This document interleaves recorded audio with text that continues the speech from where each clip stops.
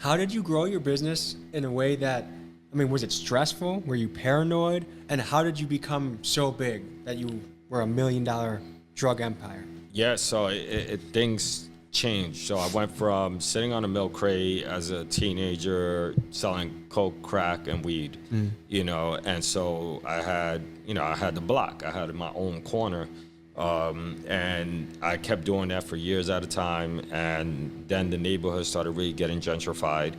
And I started marketing to other people that were not from the neighborhood, that were coming down here to party. This was like 2003, 2004. How'd you market to them? I would literally tell them, hey, buddy, you want to smoke a blunt with me? And then, I'd give them a little bit of hit of blunt and be like, by the way, I have coke. I have everything you fucking need.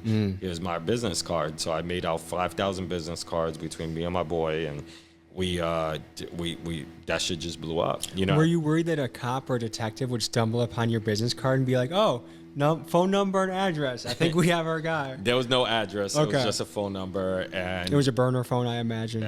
We had 7 burner phones because each phone only held 2,500 contact numbers. So it was like iPhones, you could hold thousands of numbers, but we literally had to have more phones and develop more business cards with different numbers because we couldn't hold the amount of contacts that we had on that phone. Wow. And so I'm literally like picking up 2 phones at a time, like, hello, where you at? 25th and 3rd, 14th and 5th, give me 10 minutes, give me 5 minutes.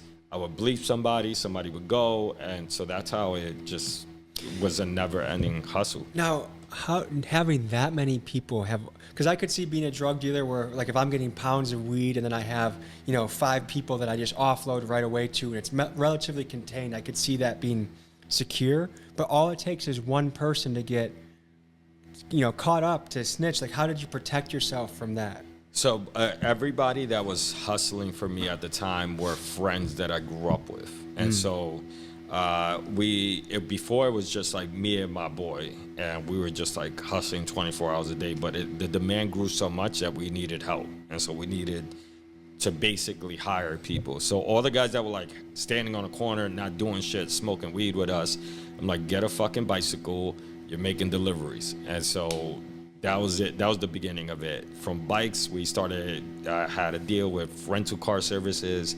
I got a whole fleet of cars. We had over 20 drivers, 2 different shifts, and it just blew up.